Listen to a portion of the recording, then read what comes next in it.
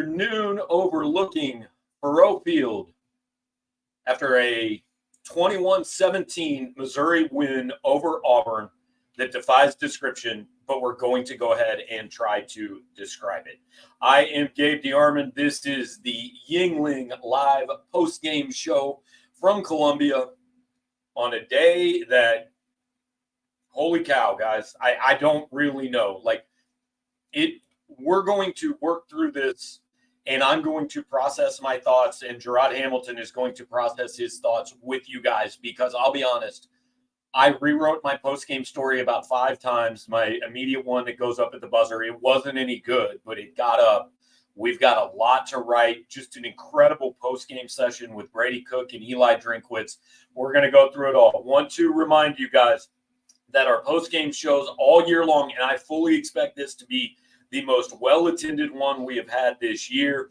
And we want to remind all of you that are going to be here with us that our preview and post-game shows all year long, brought to you by Yuengling, America's oldest brewery. I can promise you there are some celebratory green bottles being opened all around the city of Columbia and the state of Missouri after that one. We certainly encourage you to do that. Open one up. Leave us a voicemail at speakpipe.com/powermizzou. Watch along. Tweet at us, whatever you want to do. We're going to work through this one together. So thanks to everybody at Yuengling. Thanks to you guys watching. Like, comment, share, subscribe, do all those things. We're going to be here until we're not here. We're just going to work through this. Sham's running the show. We've already got at least 25, 30 voicemails. We're just going to do this together for a little while. Jarod Hamilton on the screen now. Jarod, I still don't really know kind of how to put that one in perspective. I had the obit written, man. It was done. All I had to do was hit post. And then Willis Reed, Brady Cook came out of the tunnel, and it all changed. It was crazy. I mean, came out. He's running out the tunnel. He's running on the sideline, throwing the ball around a little bit. And then with about 25 seconds left, he enters the game. And for the first time in a minute, you hear the crowd erupt. And I thought it was so telling, that first play, that deep shot to Luther Burden. It was an incomplete pass. The fact that they even did that, coming out the tunnel and with all he's been through, going to the hospital, getting the MRI, just the fact that they did that on the first play, that said, all right, we got nothing to lose. What are the balls to the walls, they say? That's what it felt like. They were just like, we're going to give everything we got, and we're going to try this, and we're going to try that, and we're going to keep fighting. And so it was really a legendary moment in this 10-year and in Mizzou history period. Yeah, apologize, guys. I think my mic wasn't fully working. Hopefully this is fixed. I switched the settings. Hopefully it sounds better than the intro did. Again, I don't really know what I'm doing at this point in time because that game just went so differently than I think I thought it was going to go. And look, I mean, Jarod, we were talking in the third quarter, 6 and 6 is in play here. I had it written. I don't know if there's another game on Missouri's schedule. I feel good they win. And then, now after that, I think 10 and 2 is in play. That game, the Kansas State game and what that did for the team last year, they suddenly just took the field every week thinking they were going to win. I'm not saying that today does that for this team, but I'm saying today could do that for this team. And I'm going to get up and turn off the light so I don't look like an albino sitting here. But go ahead. I think the confidence that they were maybe looking for last week, or that other people or fans or whatever was hoping that they would get from last week's game, there wasn't much to get out of winning at UMass how they did. So everybody, the people who was like, I wish they played a contender or just to play the SEC team or something to get that confidence back, they got it here today. And so, yeah, I still thought 10 and 2 was in play before last week, as long as, they handle business against the teams they need to handle business with. But, yeah, this can be one of those things to galvanize and kind of lead them in. I felt like they had 2 last year. It was K-State early, and then at the end of the year it was Florida getting that win. And I don't think Florida was a great team, but they were just like Auburn. They were probably more talented than their record indicated. They showed Missouri that they can do some things. Auburn showed that they can do some things. And it took a crazy drive, and Brady Cook mastering the 2 or 4 minute drive, or what do you want to call it, and making plays. And that can galvanize the team going forward. And I think this one will. MD 2020 says Brady looked better after the injury. So I'm pretty sure it was Ben Frederickson from the St. Louis Post-Dispatch that asked Brady the question. He said, like, what did it take to get back on the field? Like, what did you have to do? And we all know what that's asking, right? And Brady knew too. And he laughed. And there was some medical intervention there. Brady wouldn't say it, but he laughed and he knew, and he said, hey, we came back and won the game. So, well, before that, remember, he said, well, I definitely thought I wasn't going to go back in the game, but there was one last ditch effort. There was one last thing that we could do. And then all of a sudden I was feeling good. And like, I want you guys to understand, for those who maybe didn't follow the post game, haven't seen our tweets, whatever, here's what happened. Brady Cook was taken to the hospital in a pickup truck and got an MRI on his ankle in the middle of the game. And he said he was sitting in the hospital saying, I only have 2.5 games left on Faurot Field, and I'm not missing this one sitting in the hospital. Like, guys, we talk about all the times the differences between being a fan, covering this team. You root for people. I don't care what you've thought of Brady Cook before this day. If you do not feel good for Brady Cook, if you do not root for Brady Cook after this day, after what he did for the team and the school that you love, the kid legitimately left the hospital and came back and won a football game. Like, unbelievable story. In 40 years, when Brady Cook tells his kids and his grandkids about his college football career, this is the day. Eli Drinkwitz got legitimately choked up in the post-game press conference. Brady got choked up a little bit too, talking about celebrating with his family. This was like, you root for stories. Man, this was a hell of a story today. It was. I mean, where does this rank? I mean, like, ultimately, I don't think we know for 5 weeks, right? It's about what happens. Like, if Missouri ends up in the college football playoff, like, this is the day that, like, this is the first chapter of Brady's book. This day, right? This is the highlight reel they show. If they end up 8-4, it's kind of like the Chiefs' 13-second game, right? Like, it was cool as hell, but it didn't really lead to anything. So Brady will remember it, but the rest of us might not really remember it. I don't know if I agree with if you compare it to the 13 seconds game, that game still gets talked about anytime there's that much time left in the game, or if there's a little bit more in the half or the game, that always comes up. So if you're using that direct comparison, but I get what you mean. If the season doesn't go quite as planned and they fall short of the playoffs or something, it may get lost in history, but I mean, Brady will remember it for sure. This team will. So, I mean, at least they have that. At least you can pinpoint this moment in the season and say whether they go far or they lose out. Well, at least we had that game where such and such happened, Yeah, I'm incredibly disturbed, by the way, with why I look like the sun is shining directly on my face, because I'm telling you guys, it is dark in this room. I don't know what the settings on my camera are doing, but I promise I'm healthy. I'm fine. Want to get Freeway Jarrod's comment up. I never want to hear you fakeless swine in the comments talk about bringing in the backup ever again. That's my quarterback. Look, I don't think Brady Cook proved anything to his head coach today. I don't think he proved anything to his teammates. But, like, I don't know if he should have had to prove a lot to a lot of people outside of that locker room, but he did, man. Like, the questions, it's why we said earlier this year, right, when people were asking for the backup and all that, I wrote at one point, Brady Cook has earned the right to be the captain of this ship. And if it goes down, it's going down with him. He's earned that right. That's never been more evident than after today. This is his team. Like, you need – I had said a lot of times in the last couple of weeks, one of Missouri's problems was their best leader wasn't playing very well. And you need your best leaders to be your best player. Well, today, their best leader also played very well and led them back, and that matters a lot. Yeah, I mean, just think. I asked, who was it, Roberts, about. So we saw Cook go down, we saw Norfleet go down, we saw Newsom limp off the field. Am I missing someone? Was just those three? I think. Did I say? I didn't say all 6 times.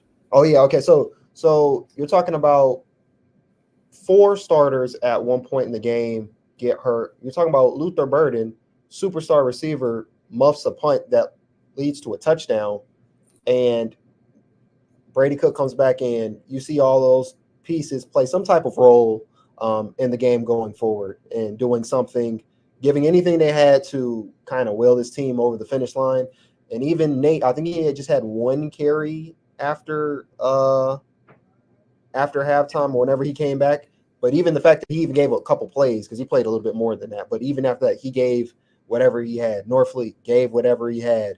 You had some other players step up in those cases. And I think when leaders and quality players kind of pick themselves up by the bootstraps, even and give everything they got, that boosts everybody else. And you've seen other players make plays like Jordan Harris or Roberts, obviously with his touchdown. So I mean, this was a crazy game, and I think this is what this team needs as far as like maybe getting help from some guys that you're not necessarily expecting, or I guess putting all your eggs in a basket, counting on game in and game out. This may give them that type of boost, you know?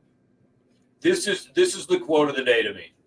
Eli Drinkwitz, for all the criticism that young man takes, 12 sure would die on that field for everybody.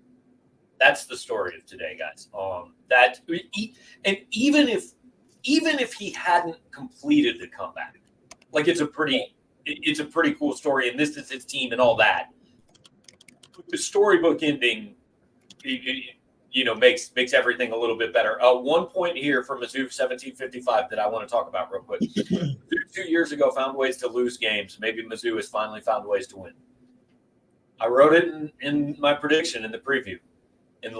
Since the start of 2023, Missouri is now 7-0 in 1-score games. Auburn is now 1-6 in 1-score games.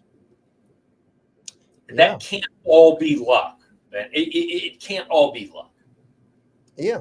I mean, I feel like they found this way last year. I mean, I think once you can show you can do it, 2 or 3 times, to me, it's you know how to do it. I mean, you get in these situations, like how many times do you need to do the same situations, go through the same scenarios to be like, I've got this down packed. And so, yeah, so you said 7 straight 1-score games. I mean, teams that know how to put the game away.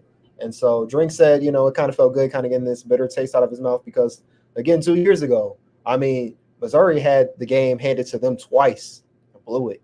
And so Drink said, what did he say? He kind of got basically PTSD from seeing that 17-14 score again and realizing he had to come back. And so overall, my question to you is, does the game turn out as far as just like the game flow outside of the major storylines? Did the game flow kind of go with your prediction? Because I think I had 24-20, and this is kind of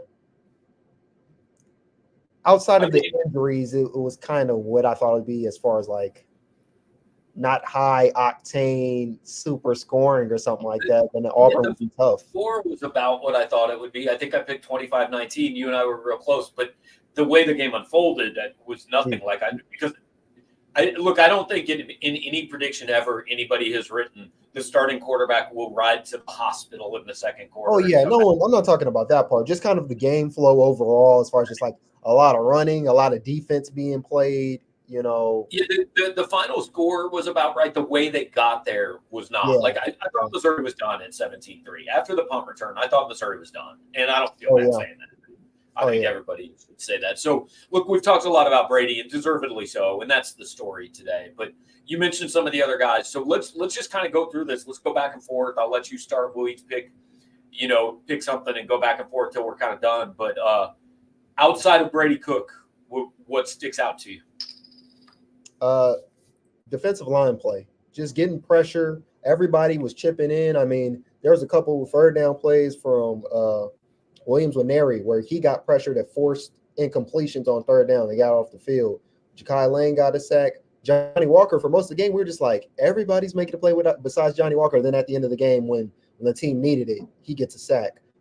Chris McClellan was doing well. Everybody was just really pitching in, and it just looked like such a big difference from 2 weeks ago that was 2 weeks ago at A&M. Was it week 6? Yeah, so 2 weeks ago at Texas A&M, where it just looked like they couldn't get any push at all. So it kind of let me know like they're stronger and better than what they showed 2 weeks ago. It's making that look more like an off game more than this is their normal, even though they still need to get pressure up and stuff like that. But I thought the defensive line played really well.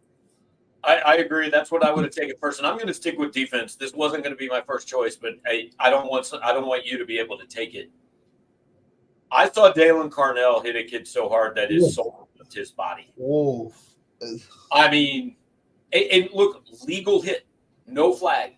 Like, may have broken multiple bones in that kid's body. And I don't mean to make light of it. I hope he's okay. That was as textbook a football play on defense over the middle. Like, when guys go over the middle and get alligator arms, that hit is why they get alligator arms. They don't want that to happen to them. Remember ESPN, they used to have a NFL prime time, and they used to have a jacked up segment. That would be there. Yep. That would be there. Yeah. All right. So you're up next. What's next on your list? Just because I just keep thinking about this popping up in my head, and I just said his name, Jordan Harris. He had a drop on third down where he was wide open. It was a drag route, and he would have got the first down and then some. And I think the next drive, or maybe 2 drives, but something not too far after that, they gave him a pass in the flat. He caught it. He breaks the tackle. He gets a gain to 19. I think he had another reception or 2, but it's just like for somebody who doesn't really get that many targets, we probably could count on our hands entering this game how many targets he has on the season. So for someone who doesn't get that many targets to do that while Brett Norfleet is, trying to get that left shoulder worked out, I mean, that's big time. That gives him confidence. That gives the offense confidence that they can put him in there and not just have him be as a run blocker, because at times Missouri has things where you see certain players out there and you know what they're going to do. Jordan Harris is usually out there to block. And so if you can open that up, like Drink said last week that he was trying to get the tight ends, if you can open that up and make him a viable pass catcher, another way to open up your offense. Yeah, no question. All right, I'm going Jamal Roberts. I mean, like we've been talking for 3 weeks. It's just a dead giveaway when Jamal Roberts is on the field. It's a passing play. Like we said, I think it was at the beginning of that drive. I told you, I said, I don't love Jamal Roberts. Like you're playing 10 on 11. Like you never give him the ball. So I don't love it. He takes the last 9 yards of that drive, including a touchdown run where he at least broke 1 tackle, maybe 2. And like Nate Noel goes down, Marcus Carroll, I thought ran hard, had the first touchdown on that first drive early in the fourth quarter. But I mean, and not only Jamal Roberts scores the touchdown, but like, look, I didn't break down the plays while they were happening or anything, but I've got to imagine helped in pass protection a little bit for a line that is having some pass protection issues there at pretty important times. Yeah. Another guy I'll give you, I didn't think he played extremely well, but he didn't mess up. He led them to a field goal. It's Drew Pine. I mean, again, wasn't great. There were some throws that were off target. There were some things where you're just like, I don't know. But he got the field goal, and Drink said that field goal ended up, being huge in this game. And so I'm really just saying him because he didn't turn the ball over. Not that I remember. What was it? Burden's fumble, and what else was the other turnover? There was a fumble in there somewhere, but I can't. It was not Drew Pine. I can't remember who it was. Well, didn't play the greatest game, but just the fact that he got some points on there before Cook got in there, and he didn't make it worse because the team was. To me, I started writing like after Burden's fumble, I was just like, this team is dangerously close to getting knocked out, and he didn't add to that by turning the ball over, doing something extremely crazy where you're just like, come on, give us a chance. So for that reason alone, really, I'll say Pine. All right, so I'll go to the guy we're talking about here, Luther Burden. Look, first of all, I agree. At halftime, I called it. I forget the exact words I used, but inexcusable. Jarod had malpractice written at one point. Like, you can't go an entire half of football and Luther Burden not touch the ball. We agree on that. Absolutely insane. I mean, Jarquez Hunter can line up at Wildcat. Why can't Luther Burden? And then I think out of frustration of not getting the ball and the offense doing nothing and just sheer desire to want to make a play, he tries to catch a punt he should absolutely have fair caught because there was a guy in his lap. He never brings it in. Knocked loose, 17-3. It looks like that's the game, right? Well, when that team absolutely had to have a play on 4th down in the season, Luther Burden undressed the guy that was trying to defend him. And Brady Cook said it was cover 0. They brought 6 guys. They had to check the protection, and he made a good throw to Luther. Luther makes the catch, moves the chains. Again, 4th and 17 last year, right? How many times overtime against Vandy? When this team has to have a play on offense, Brady Cook and Luther Burden have almost always made that play together. And I don't really care. Like, he may not end up being an all-SEC receiver either. He's not going to be an All-American because the numbers just haven't been there. But, like, that play is worth that. It's more important than a 100-yard game. Like that's the play. That's the play that shows who you really think your guy is. And everybody knows their guy is number 3. Right. I did forget. Okay, so people in the comments reminded me, Pine did fumble the handoff to Carroll at one point. Oh, that's right. I can't remember. I don't think Auburn got points out of that, though. I'd have to look at it real quick. They might have gotten 3, I'll be honest. I mean, I thought the best part of the press conference. Okay. I thought the best part of Brady Cook's press conference, somebody asked him how he was following the game, and he said, well, I wasn't really following it, but I got some updates. I got 3-0 and 3-3. That was all that happened for about 2.5 quarters. So yeah.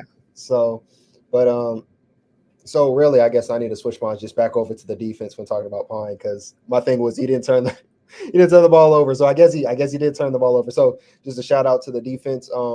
Kind of adding on to your point about Luther in that big play. What was it, 3rd and 10 or 4th and 10 to Theo Weiss on that same drive? 3rd and 10, yeah. I think I wrote he got 10 yards in an inch. Yeah, so you got that, and then Mookie Cooper.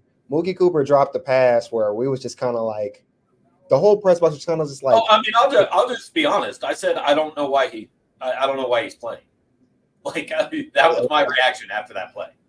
I just feel like as a whole we were kind of saying your quarterback is trying to galvanize everybody's playing on one leg. You got to help him. The pass was a little bit high, and Brady had a few throws that just seemed a little bit high today, but when he's playing on one leg and he's trying to get something going, you can't have the ball hit you square in the hands and drop it. And so for Mookie, very next play, get 178 yards. I mean, that was huge. And I just felt like that was Brady's best throw of the game too. Like, that was a dot. Yeah, that was a dot between 2 defenders. That play kind of switched the tide over. And where I was just thinking, like, Auburn, they've got the crowd behind it now. Like, it's easy when you got the lead, you got special teams helping you score and stuff like that. But now, and the crowd was out of the game. You got that pass and the crowd back in the game. The only bad thing is Mookie could have had his first touchdown since 2021, and it came up with like 3 or 4 yards short. What's that kid got to do to get to the end zone, man? I don't know. All right, so this will serve as a good transition to a brief kind of what needs work. Foster, the person, says none of the close games should have been close. They played bad in every game. Look, man, it's just about winning. Their quarterback was in the hospital for this game, and they won. Like, if your reaction to this game is they should have been won by more, let me talk about the negative stuff. Like, dude, quit watching sports because sports isn't fun for you. Like, I mean, this is a day that Missouri fans are going to talk about for a long time. This game, this comeback, enjoy it. Sure, they could have played better. Like Drinkwitz said, wasn't clean, it wasn't perfect. The only point here is to win games. That's it. I don't care how pretty it is, especially when your quarterback is riding to the hospital. You get a pass there. Just win by a point. Yeah, you're trying to win. Would you rather them play get great and then falter at the end and then the other team win? I mean, like you're playing for W's. So yeah, it's a I guess a now 2-5 Auburn team that's 0-4 in the conference. It's not the greatest game, but at some point you got to get your confidence against somebody. You can only play who's in front of you. And so you had UMass. That was kind of your give me. I get if you said this last week, kind of like, we should have beat UMass by 60, 60-3 or whatever you want to say. But like this is still an SEC team that's actually a lot better than its record indicates. They're like top 50 offense, top 50 defense. Like they're a good team. They just turned the ball over a lot, and they only turned it over once, I believe, today. So they played well, but I mean, obviously not that well. There's a reason why they're now 2-5, but you just got to take the W and like be happy about what Gabe said. Like they came back. Your quarterback was staring at the lights. He didn't have his phone. He didn't even really know what's going on, and you won on homecoming. Like now, everybody's day is going to get even that much better because I'm pretty sure midway through the third quarter, people were sad drinking. And now you can go back to happy drinking safely, not behind the wheels, anybody, but safely, Yeah. Sean says, can we talk about the defense not being great today, but stepping up when needed? No, because it was great. We can't talk about that because the defense was great. The defense, the defense, that play. They gave up 10 points.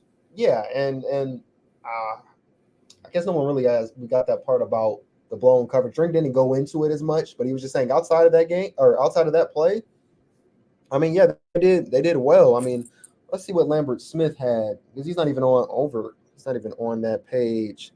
Lambert Smith had 2 receptions for 16 yards. That guy's on pace to be like first team All SEC. He's literally one of the best receivers in the nation right now, and you held him for 2 receptions for 16 yards. Jarquez Hunter, first team All SEC preseason selection, 19 carries, 57 yards for 3 a pop. Yeah. I mean, like you give up the big play and you hate that, and it probably looks worse because again, the games are always close, and so when the defense does have these mistakes or the blown coverages or whatever, it looks like, oh my goodness, it's terrible. But you gave up 10 points, like that's a pretty good day. All right, so if you can pick one thing, like, hey, this got to get better, would you see that you don't like or that gives you pause? Something that's got to get better. So I'm still looking at the offensive line. Still looking at the offensive line. Yeah. 3 sacks, 8 tackles for loss. It felt like pretty much on every sack, it was just like, there was 2 sacks on maybe their second to last drive where Auburn ran stunts, and so they may have confused the center and the guard, whoever the guard was on those specific plays. And then there was the last one on the last drive where Jalen McLeod, he just goes straight up the middle, no one touches him. And so like that can't happen. That may be communication issues, but you definitely can't have your quarterback getting sacked when he's already hurt. So don't love that. Yeah. All right. So I'm going to go to the obvious one. I just don't know how you trust that you can make a kick if you have to. Oh, yeah. I mean, I understand 49-yarder or 51-yarder. These are not chip shots. I get it. But let's get to that point. Second or third time this year, he's missed at least 2 field goals. I think third time. And like, it's a problem. Like we were talking at the start of the last drive. Like, do you kick a field goal on this drive? Like, and I liked that. I mean, they were a little far away on 4th and 5. It was would have been like a 60-yarder, and Drink wasn't going to do that. But the 3rd and 10 to Weiss, if they, if he doesn't get the first down there, if you're in like 4th and 2 from the 20, I bet Drinkwitz would have kicked, but I wouldn't have kicked. I would not have put that game on the foot of Blake Craig. I would have left it up to Brady Cook. With what was that scenario you just gave again? On the third down pass to Weiss, they got a first down to like the 20 or whatever. If he had not, for 41 yards, yeah, we were talking about, yeah. Like 4th and 2 or 3, I'd have gone for it. I don't know. Like, I don't know. There are certain situations you just feel like you have to kick, but there was we were having talks until they got to the red zone where it's just like, yeah, if it's not pretty close, I wouldn't do it. Also, with Brady and how he was going, how the offense was going, just keep the offense out there flowing. Like, and yeah, if there was to cook a 50-yard field goal, you would definitely just go for it because he hasn't proven he can do it, and his kicks he's not even barely missing these. Some of these he's shanking them. Like, some of them are pretty wide, yeah. So I don't know. That's going to be a thing later down the season, I think, because these games in the SEC, I can only imagine they're going to get harder. They're going to be just as tight, at times. So he's got to be able to, he got to make the kicks. Simple. Yep. All right. Well, Jarod, unless you got any closing thoughts or you just want to hang out, man, I'm going to let you go because I know you got a lot to write. And I mean, I do too, but I'm going to hang out with these people for a little while longer. Yeah. I mean, all I say is they live to fight another day. And next week's game, for one, I'm just going to put it in my mind. It's going to be a night game because they hate me. So we'll go with that and see what they do in Tuscaloosa. You don't fly back till 5 o'clock on Sunday. Night game's fine. Well, they still hate me because that's going to be a night game. It's going to be a lot of work. And then I get to be in Alabama all day and miss a little bit of football. So sad me, but hopefully, they win that game and everything will be worth it.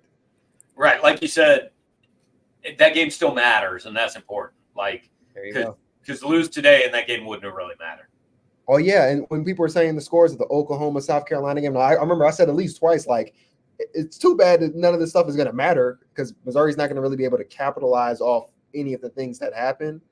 Well, they still got a chance. So, yeah, no question. All right, well, appreciate you, man. We're going to let you go right, and I'm about to open the voicemail line. So, like, if you just need entertainment, if you just want to listen to the voicemails while you're writing, I'll be interested to see how many of them came, pre-fourth quarter. 7, and then you're going to get 700 after. So, right. Yeah. Might be the reverse. We might have 700 in the first 3 quarters and then only 7 after the game. Yeah, we'll see. But I'm going to have to listen to them a little bit later after I get done with all this stuff I got going on. All right, man. We'll talk to you. Appreciate it. All right. Jarod Hamilton off to do some writing. And do want to remind you guys, voicemails at speakpipe.com/powermizzou. We've already got a bunch of them. So, hey, if you leave one now in the middle of the show, I can't promise we're going to get it downloaded and put on the show. I know we've got a bunch. So, Sham, let's just start, man. Hit play on the first one, and then we'll just kind of try to roll through as many of these as we can. One of the greatest, weirdest, most beautiful wins I've seen as a Mizzou fan. Brady, I apologize. One of the greatest. Good way to start, no question. Nothing to say. Let's go. Yeah, hello. I'm up here north in Iowa, and I'm feeling really great right now about this game. And I just have to say what probably a lot of fans are saying right now, and that's that I have no idea what Brady Cook has got to do to win over some elements of the fan base.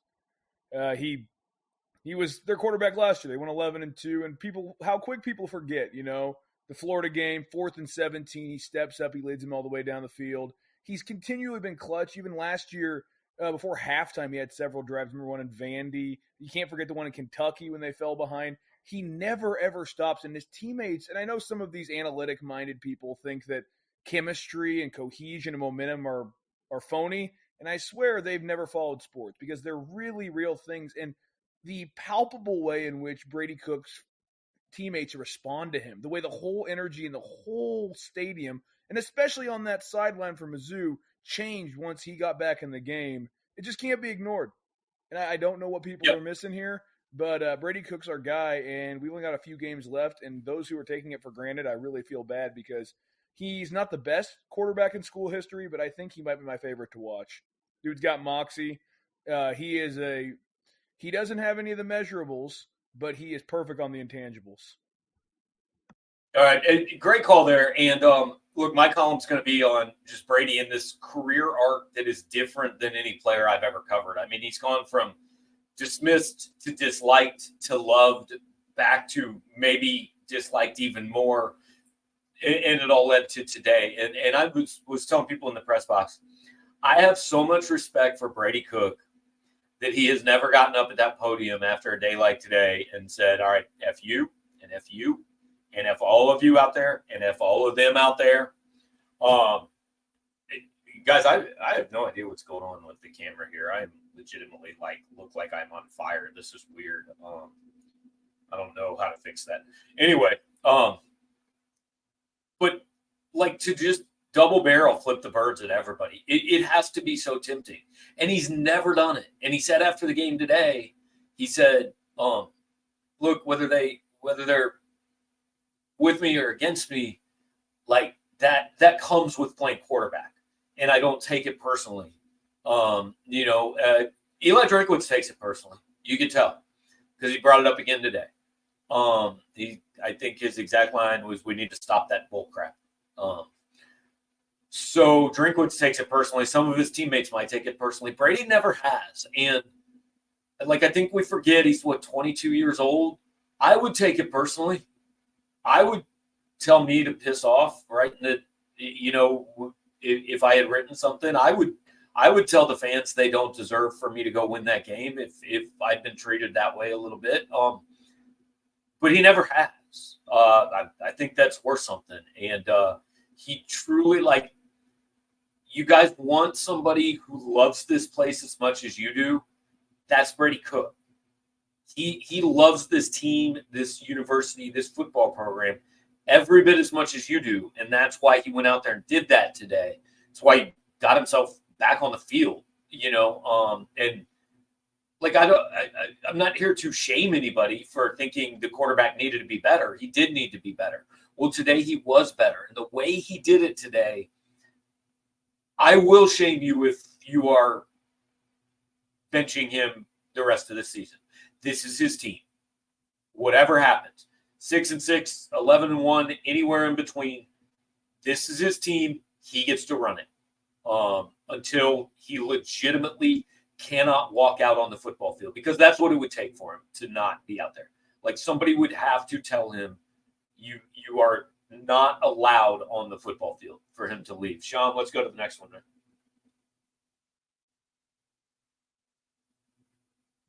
Hey, Gabe. Calling 17-14, fourth quarter, about 10 minutes to go. I don't understand how we go from not knowing anything about the status of Brady Cook, from him running out of the locker room, getting in the game immediately, looking fine, looking hyped. So I don't know what they gave him, but he looks energetic. You know what I mean? Yeah, whatever they gave him Hopefully worked. this just completely puts to bed all the people calling for Drew Pine. Now you've seen him. Now you've seen what he's capable of, and it's not much, which, I mean, they should have had a better plan for a backup coming in this year than they did. But anyway, we got a chance. We'll see how it turns out. MIZ. Right about all that.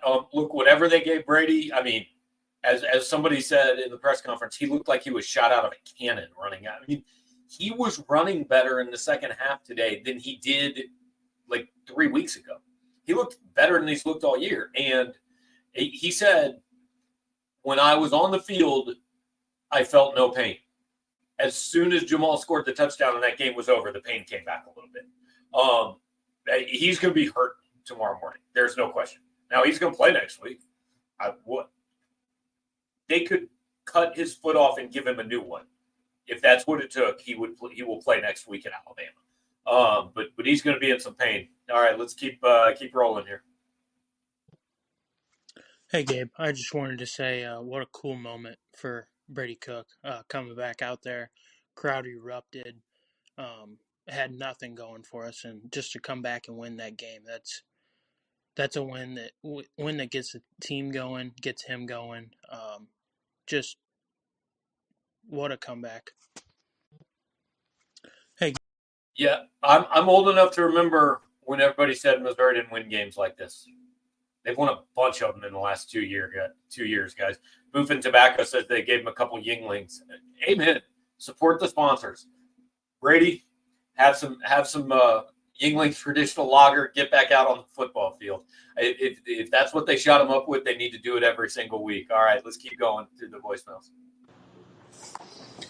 Oh man, what a game! I don't think the defense got near enough credit today as they should have on the broadcast. That game was won by the defense today. Outstanding job by Corey Batoon getting those guys ready to play today.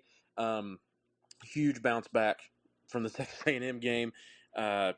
Just great job. Great job. And the defensive line played well. You know, Eddie Kelly Jr. was great today. Johnny Walker got a sack. Just great job by the guys. MIZ. All right, let's keep going. What's up, Gabe?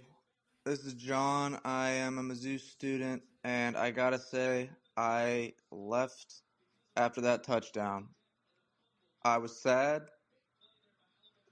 I don't even know what else to say. I just walked home. It was a long walk. My legs are sore, but I made it work. Brady Cook, for everyone that wants to talk bleep, about Brady Cook, he's that dude. The kid has heart. Thank you, Brady. If you ever hear this, thank you, Brady. All hail Brady. Goodbye. I'd like to think Brady Cook is actually listening to this show right now. I would imagine he is not. That wouldn't be super healthy for the quarterback. Respect to you, John, for just admitting you left the game after I assumed the touchdown on the Luther Burden punt return. Like games like this, I always laugh at, like the TJ Moe game, right? My wife and kids were actually on the bridge over Providence. They'd come to that game and they'd left after the Gabbard interception.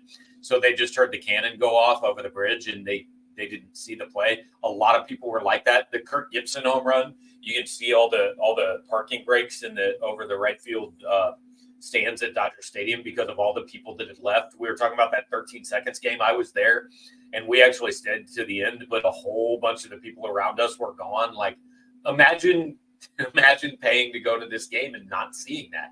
You know. All right, let's go to the next one. Well, after being a Missouri fan for so long, I'm kind of used to this kind of stuff, which is unbelievably sad. I guess we can't complain about how bad Cook is when we see what the backup is actually doing now. So maybe I can somewhat apologize to Brady. But I guess I ask this question. Does Brady leave this year? Is this his last year? And is Sam Horn even still playing football? And if Brady's going now, if Brady's going to be going for next year, who's going to be the quarterback for next year? Because I'm already focused on next year. I'm done with this year. I don't know. Maybe we come back and win. It's 17-6, so we may be able to pull it out and turn this season around. But who's the quarterback for next year? Just wondering. MIZ? I love that he eventually told us when he called in, because you could tell from that whole call that was like a third quarter call, which was just part of the fun of this, which is why I try to tweet that out around halftime, right, to get calls then. Yeah, look, Brady is, I think, probably 99% done. I mean, this is last year. He played 5 games one year. The 5th was a bowl game, and under today's rules, that would not count, and that would be a redshirt year, but at the time it counted. I don't know if there's some path to maybe applying for a waiver and getting an extra year. I don't even know if it's anything he would want to do. So, yes, you're assuming Brady is done. Sam Horn's still here. I mean, I saw him down on the field today. I just don't – it's going to be 3 years since he's played a down. I don't know that you could count on him. Drew Pine, I think, like somebody said, I think he's better than he showed today, but I think – I don't think you go into the season with him as your unquestioned starter. I would not be at all surprised to see Missouri go in the portal for a quarterback. I'll also say this, guys. I think next year, and nobody's going to say it out loud, I don't think next year's a year that starts with, hey, let's spend $20 million and get in the playoff. I think next year is a year of, we understand it's probably a little bit of a step back. Let's make sure it's not too big of a step back. But, I mean, you lose Cook, Weiss, Burden. Maybe Mimbo could go pro. Cooper's gone.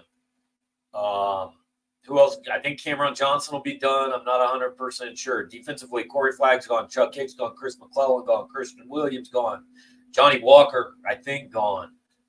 Joseph Charleston gone. I mean, you're just losing so many guys that I think probably next year is a little bit more of a rebuild year. But hey, that's all right. It's why we've talked about this year being so big. You don't get these chances a ton at Missouri. This is not Alabama where you're going to start every year thinking we should make the playoff. So when they come around, you want to maximize those chances. Today means Missouri gets to continue having that discussion at least for another week. All right, let's keep going.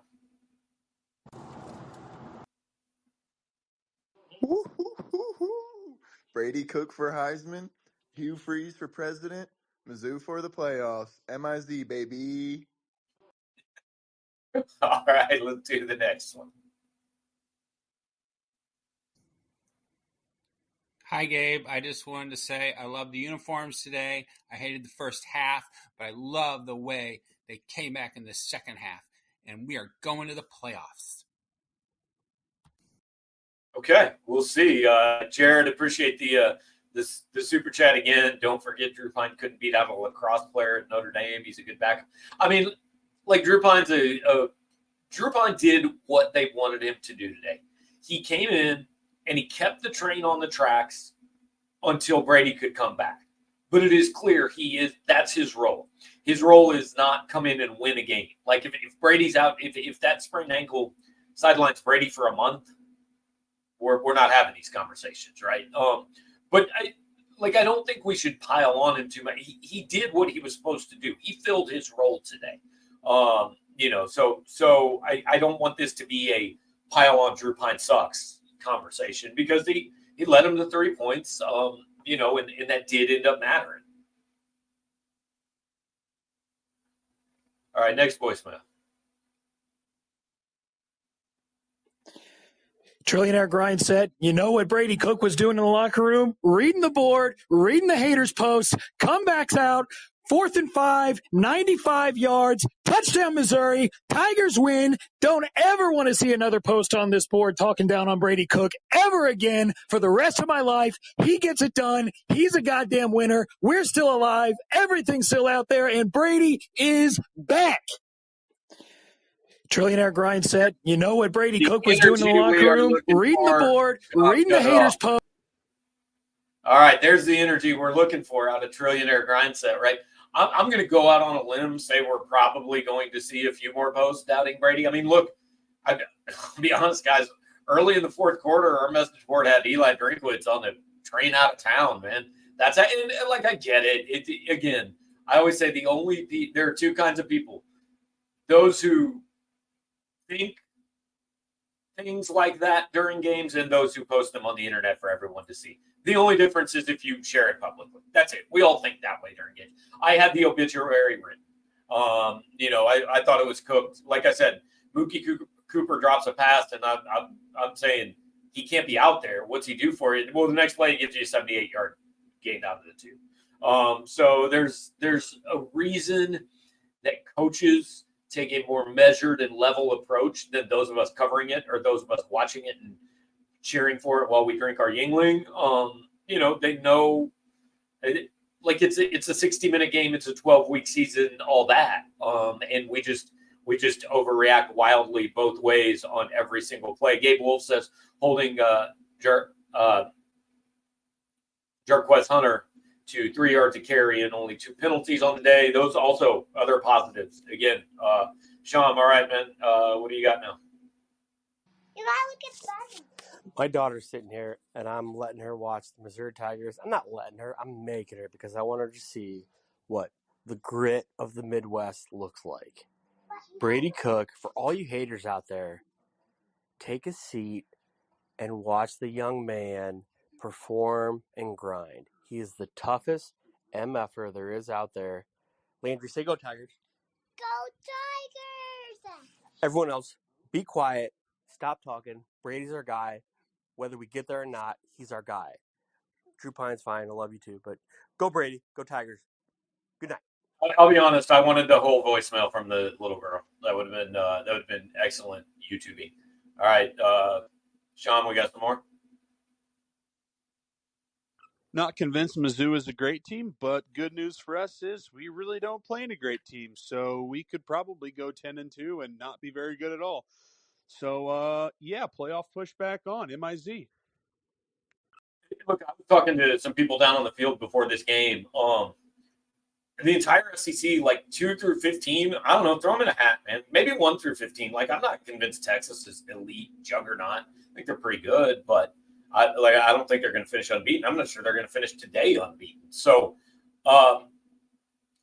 it's just about being better than that other team on this day, right? Missouri clearly was not against Texas A&M, but as we've talked about all week, every game on this schedule is winnable. I'm not saying they're going to win everyone. They probably won't.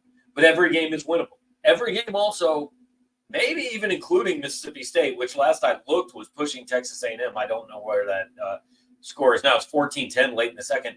Every game's losable. Like 6-6 in play, 11-1 in play.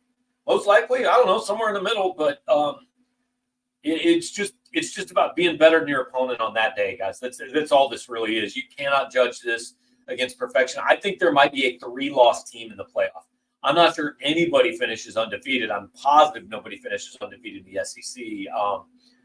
So it's going to be wild. All right, let's keep going. Gabe, Tom here. 2 things that I take away from this game. Number 1, Brady Cook is the guy at quarterback, and let's just put that to bed and stop all the nonsense chatter that's been going on around this team since game 3. He's the guy. He's the quarterback. He's going to lead this team to wherever it can go. Drew Pine is not there yet. He's not going to do it. Number 2, Cameron Johnson is the right guard for this team as well. The right side looks great, especially on that touchdown run from the 2-yard line. You could tell the holes that Cameron was making. You could tell he was clearly a great right guard today, and it's just really good to see him play as well as he did. I think I would disagree on the second part. Now, look, credit. I know you're not asking for perfection. He's going to have some bad snaps. There was one where he just kind of tapped a guy on his way back to hit Brady that I think made it 3rd and 31 or something like that. Not awful today, maybe, but I think far from really good. I think Armand Mimbo is the best lineman they have. The Marcus Bryant was better today than he's been. Most of the pressure today came up the middle, which indicates to me Tollison, Green, Johnson. And I know, not A&M. Auburn ran a couple stunts and did some creative things up there, clearly confused Missouri. But most of the pressure was coming up the middle, and that's your guard, center guard. All right, let's keep going. Hey, Gabe, this is Braden from Warrensburg.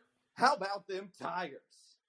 Man, do you think that Brady Cook coming in is going to save the season? I mean, this is the type of moment that might catalyze everything. I can't wait. What a great game, but a little bit more deep. The defense looked really, really good out there. I thought they really limited the passing game. And, one deep pass, we've had that issue all year. But overall, pretty positive performance by the defense. So shout out to them. Yeah, I agree with all that. Good day for Mizzou, no question. I think everybody's kind of on the same page here, right? Good day for Brady Cook. Good day for Missouri.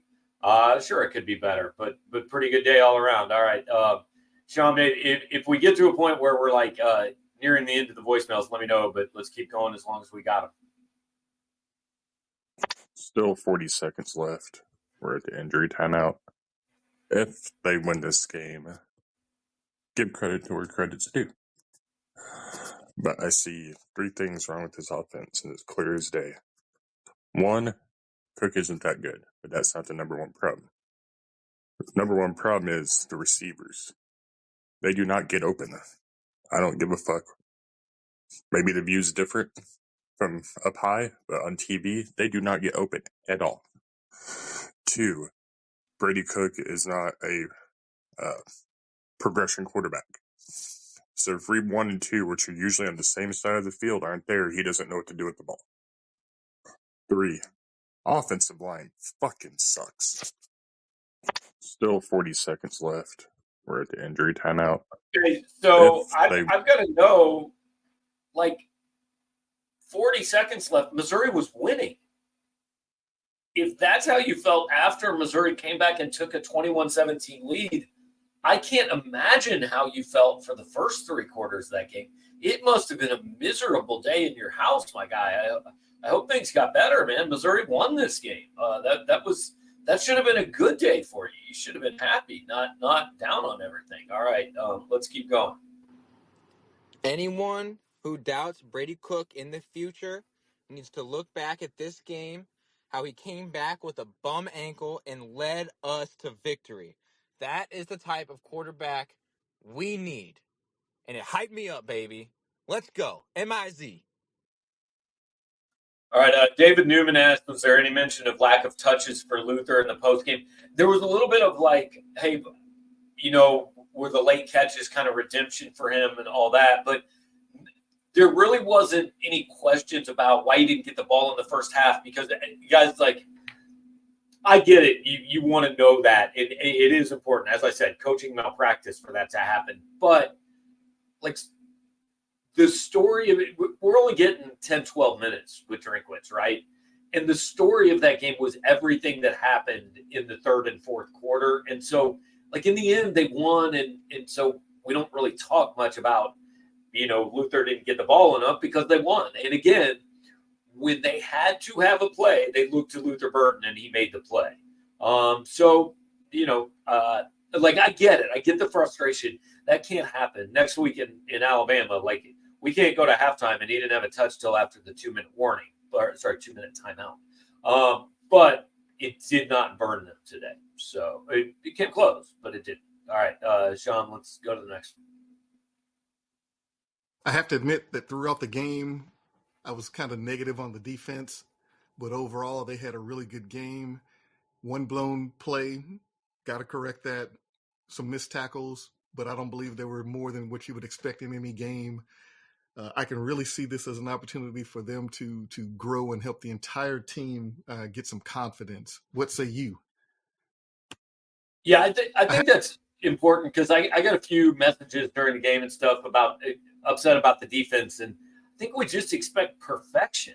I mean, sometimes they're going to miss a tackle. Sometimes they're going to give up a touchdown, You're not asking them to be perfect, but they gave up 10 points today.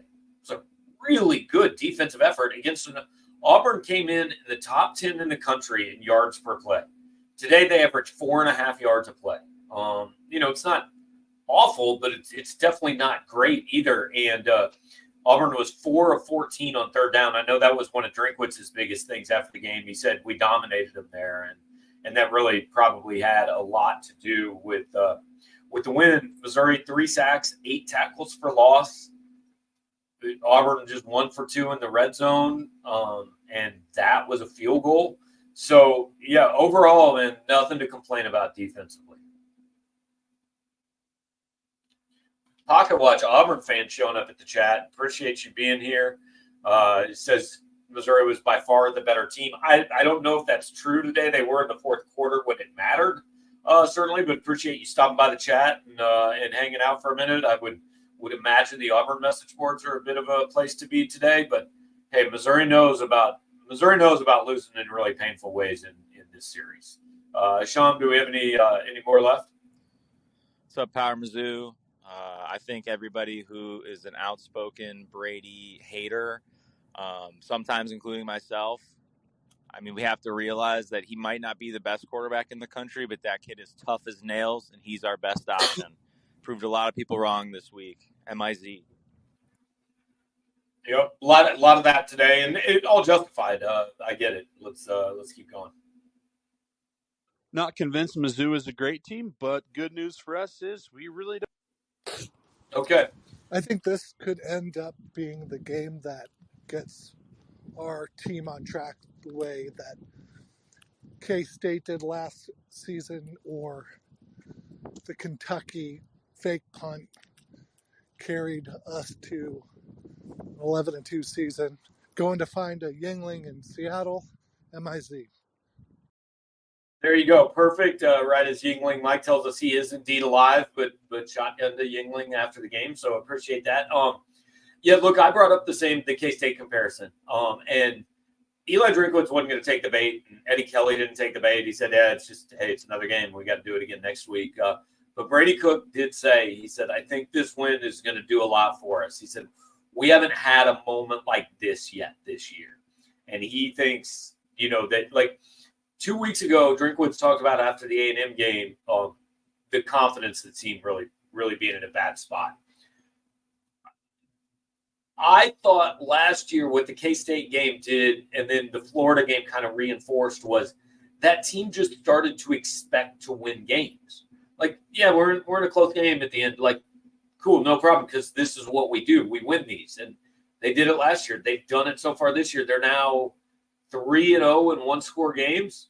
Obviously 0-1 in 31-point games. But actually, that's not true because they've won a couple by 31. But point is, there are a lot of guys on this team who have been in these situations, and it matters because they don't panic, right? They know what to do because they've been there before. And they have a lot of guys that might have a bad play, but they do a good job of moving on to the next one. Luther Burden after the fumble punt, Mookie Cooper after the drop pass, Brady Cook after any number of things.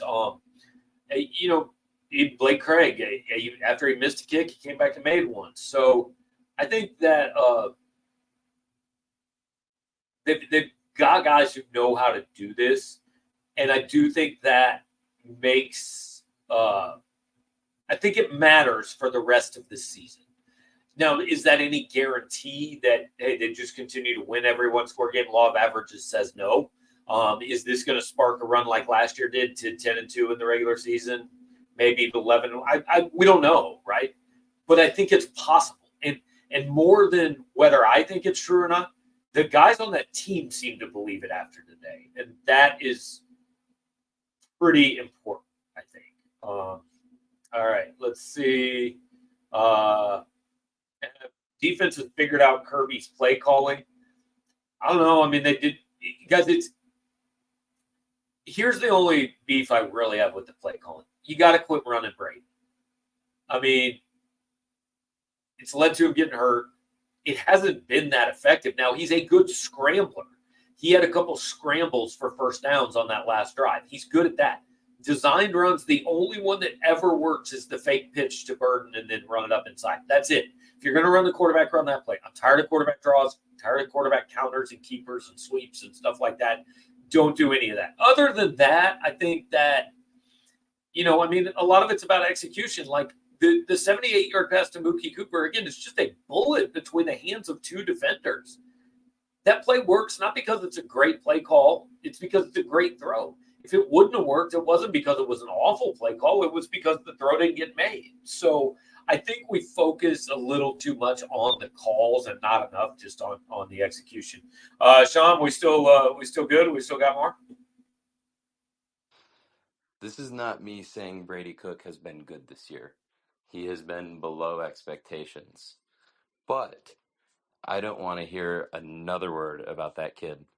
What he did, he put the entire university on his back and for now saved the season. And to all those people that were calling for Drew Pine, I hope those people just sit at night tonight, they're having their dinner and they realize how silly and stupid an opinion that was. What a win. Brady Cook is a true son. That was a legacy game. MIZ. There you go. I do want to put this up. T.A. Hart, subscribing to read the postgame thoughts and columns. Appreciate it, man. That's the goal here. Like, look, we do this with you guys here on YouTube, and I think most people who watch this probably subscribe. But yeah, just I'd love to do a quick commercial here, right? We're on 24/7 Sports now. And you can check it out there. So still 30% off an annual subscription, a month for $1. We do this show, but I mean, Jarod right now is writing at least 2 stories for tonight. I've got videos waiting from Connor McClain of the postgame that I'm going to put up after this. I've got a column coming. We'll do a full wrap tonight. Jarod's going to have a great card in the morning. I'll have 10 thoughts on everything else that happened in college football. We'll do the snap counts. I mean, there's a lot of stuff. So we appreciate everybody that watches the show, and we've been up over between 400 and 500 most of the show. And so love having you guys here, but also there is a lot more that we do too, and would love you to check that out. And TA, appreciate you coming on board and just giving me a chance to kind of point that out to the people. John, all right, let's voicemail again. Gabe, Tiger Terry. I'm about fed up with this team and this fan base whining. We was living high on the hog in the summer with our fancy preseason ranking and our recruits, but we ain't backed it up a lick. And we're just trying to put this year's nuts in last year's jockstrap. And brother, let me tell you, there's plenty of room to spare. I hear people whine about the refs. They whine about what time we on TV. They whine about the standings. Oh, we played Vandy close and slid 6 spots in the polls. Tennessee lost to Archie and barely fell. It's not fair. Life ain't fair, Gabe. Is it fair that my Meemaw got diabetes and got her toe cut off? Is it fair that Brian Kelly has to ask his wife's boyfriend to get seconds for pudding at when they go get dinner at the Ponderosa? No, it sure ain't. As my uncle Teeter used to say, fair don't come to town but once a year. And this fan base and this team needs to look itself in the mirror and realize the best way to get treated fair is the polls by the TV networks and our peers is not to whine, but to win. W-I-N. Until we do that, any whiner is going to be on the fighting side of me. That's about it. Fight Tiger. All right, I might legitimately just let Terry host the next postgame show. Terry, if Jarod wants 30 minutes off and you just want to cook with me after the Bama game, we're in.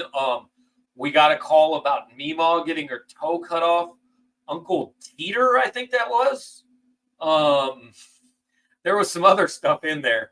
That was phenomenal. Brian Kelly's girlfriend asking for seconds of pudding. I don't understand anything about it, but I love it very much. By far the best call we've got. No offense to anybody else, but Terry's the winner, man. I feel bad even asking if we have any more because Terry's voicemail is better than the other voicemails are going to be. But if we have more, let's go. Gabriel, I love this team so damn much. What a game.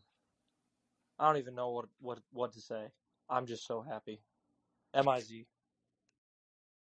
All right. Well, are you – I mean, you're probably happy because your Meemaw probably didn't get her toe cut off. So, good day. All right. Keep going.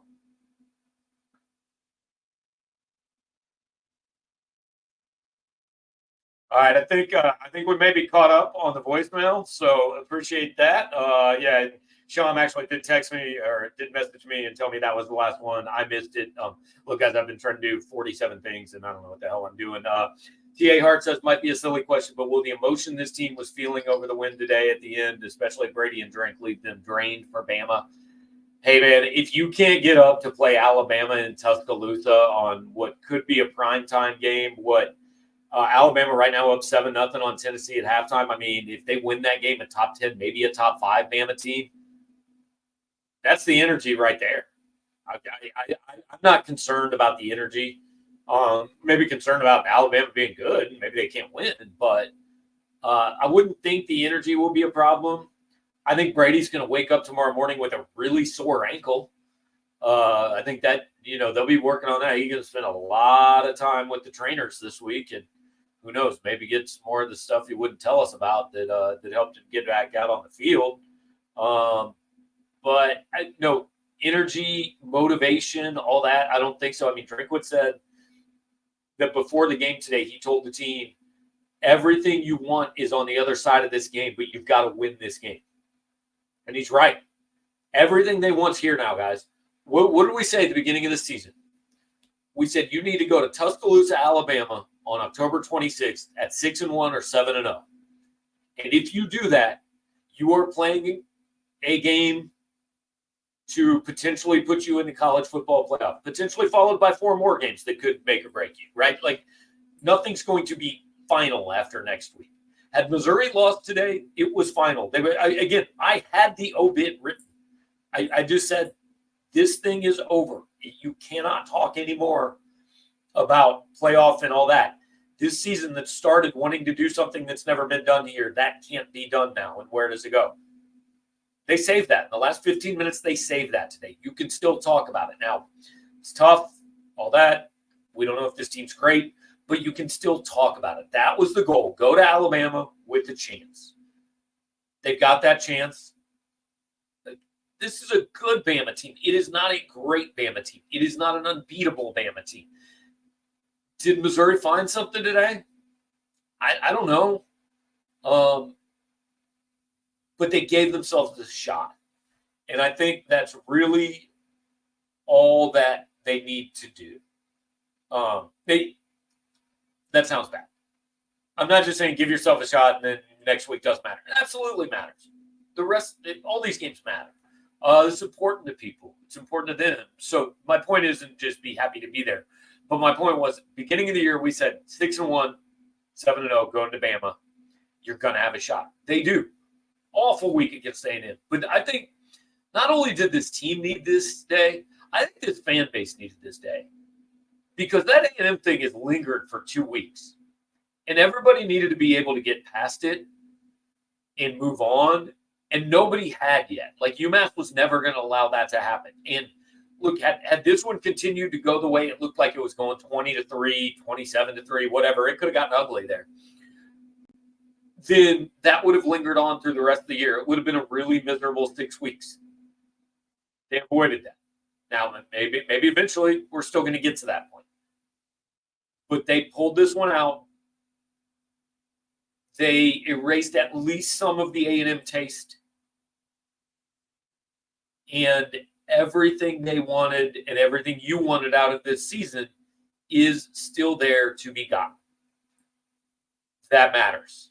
Again, great day for Brady Cook, great day for a lot of people. Jamal Roberts, Eddie Kelly, Johnny Walker, huge play late. Dalen Carnell, Theo Weiss made big plays late. Mookie Cooper. I mean, just a lot of guys really contributed to this. And this is the day I was telling people on the way up. We're going to try to wreck the hell out of this for the next couple hours after this show ends. And there's so much here that we're going to walk away going, I left this out, and I feel like I didn't do very well there and all that. So I hope you guys enjoy the coverage. I hope you enjoyed this show. We will have plenty coming on Power Mizzou. While you are here, I want you to like, comment, subscribe, all that. I want to get Esteban's super chat up. I almost missed that before I get done. My wife's father and I celebrated today by pouring Yuengling all over each other's bare chests. We ended up kissing. It was a magical moment. MIZ. Hey, I've always said, as long as if you give a super chat, your comment's getting on the show. Guys, I don't know. Between Tiger Terry and Esteban, I don't know how we top that. Get yourself a Yuengling. Whatever you do with it, completely up to you. If you want to tell us about it on the show Monday night, feel free. I think that's a great way to end it. All kinds of coverage coming. Like, comment, subscribe. If you listen on the podcast, I'll get that out here in a little bit. Share it on social media. Say nice things. Thanks for hanging out here, guys, on the Yuengling post-game show. We will talk to you next time, and stay tuned to Power Mizzou. All kinds of coverage the rest of the day.